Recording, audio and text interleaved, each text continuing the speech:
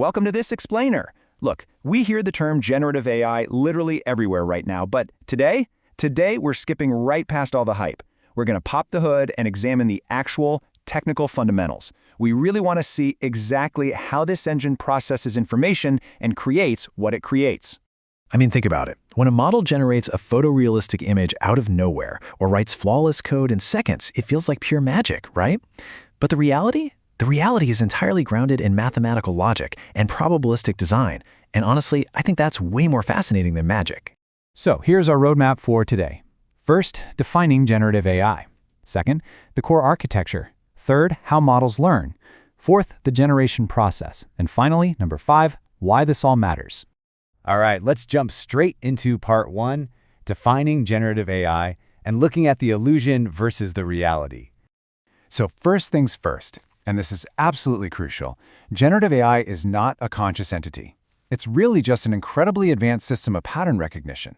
It's driven by highly structured math. Essentially, it's a model designed to predict and synthesize completely novel outputs based entirely on the data it was trained on. And this right here perfectly illustrates the huge leap we've made from the past. You see, traditional AI was essentially an ultra-fast categorizer. It analyzed data to find existing patterns or make simple binary decisions, like, flagging an email as spam. But generative AI? It takes those recognized patterns, uses their statistical DNA as building blocks, and synthesizes something completely, entirely original. Moving on to section 2, the core architecture. Let's actually peek under the hood.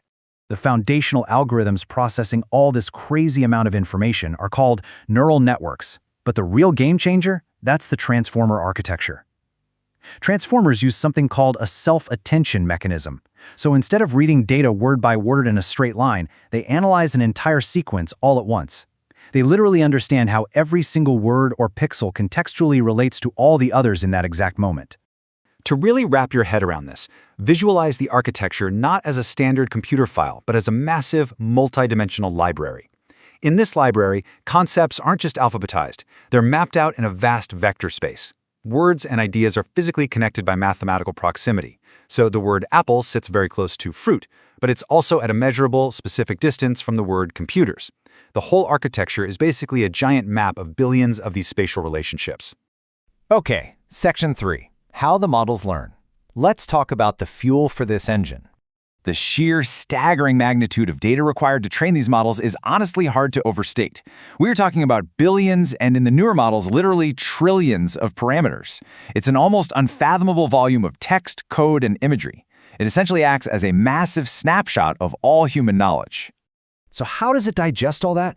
Through massive scale data ingestion. The model goes through endless iterations. It makes a probabilistic guess, calculates its own error margin, and then adjusts itself over and over again. During this training phase, it's continuously tweaking its mathematical weights. It keeps doing this until it perfectly maps out how different pieces of data relate to each other, fully forming that giant conceptual library we just talked about. Which brings us to section 4, the generation process, and how it actually creates something new. The whole experience unfolds for you in 3 distinct steps. First, the input. That's your prompt. Second, pattern matching. The system rapidly navigates that massive vector library we discussed to find the exact neighborhood of context you're asking for. And finally, prediction. Using all those trained weights, it calculates the statistical probability of the next logical piece of the puzzle. It predicts the next word, and then the next and the next, stringing them together so incredibly fast that it genuinely simulates human reasoning. Let's wrap things up with section 5, why these fundamentals matter. The big picture. Demystifying this whole black box proves that this is pure logic, not magic. And knowing that empowers you. When you truly understand that the model is just predicting tokens based on the context of your prompt, you can engineer your input so much more effectively. You can give it better constraints, steer it away from making things up or hallucinating, and move from just being a passive consumer to becoming a master operator. You can actually apply this stuff effectively to your own work. So I'll leave you with this final thought. As these fundamental architectures continue to scale up, going from billions to tens of trillions of parameters, and as these conceptual libraries grow infinitely more complex, what incredible new realities will these mathematical models generate for us tomorrow? I mean, the math is only getting smarter. Thanks for exploring these fundamentals with me today.